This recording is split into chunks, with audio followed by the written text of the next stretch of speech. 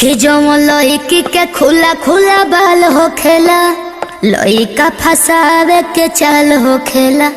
अरे करे जा, ये बिजली कहाँ गिरी हो? तारा दादा के करेजा पे गिरी दो गला। काल है पटो सो आज पटो, आज पटो सो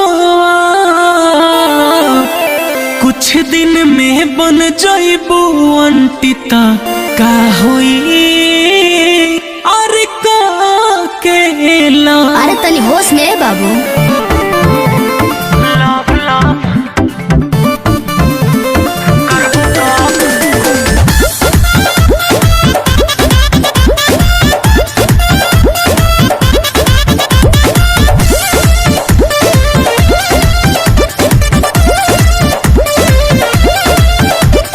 रहिया में काहे करता रवा पीछा, होखबा न पास देब के तनो परीक्षा। अरे ऐसा परीक्षा कितना पार कैले तनी। अरे रहिया में काहे करता रवा पीछा, होखबा न पास देब के तनो परीक्षा। वही पापा के परी ना उ सब करी, मुहैनक में जाके देखो तू।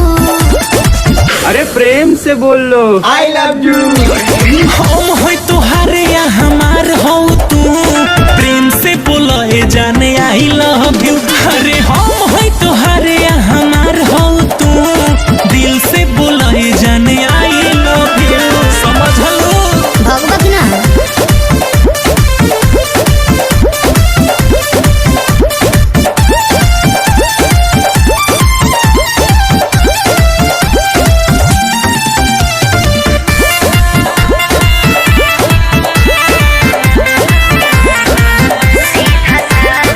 सीधा साधा लड़की हो पड़ो न हमारा फेरा में। जान जाए जब घर के हो पड़ जाइब तू तो बखेरा में। जवन हो तवन देखल जाई। तोहर रोठ रेड रेड जाने कहले बा पागल। अच्छा। दिल लेके गइल बाटे तोहर आँखी के काजल। जान दूसरा को फेंको न राख न सेको, नाही समय बहो दिलवा में तू। अरे प्रेम से बोल लो आई लव यू।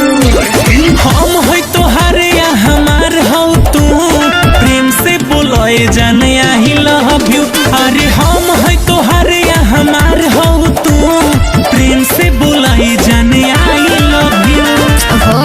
अरे करे जा, ऐसे काहे ऐठा तारी।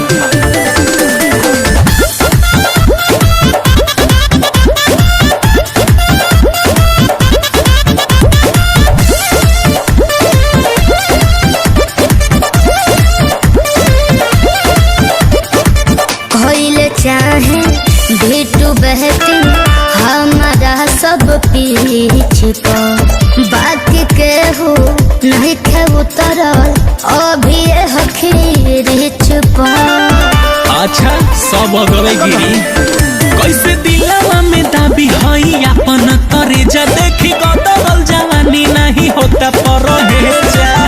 रखो अपना पे काबू ना हो पे काबू, तू चाहे लरोहन होई ना। अरे प्रेम से बोल लो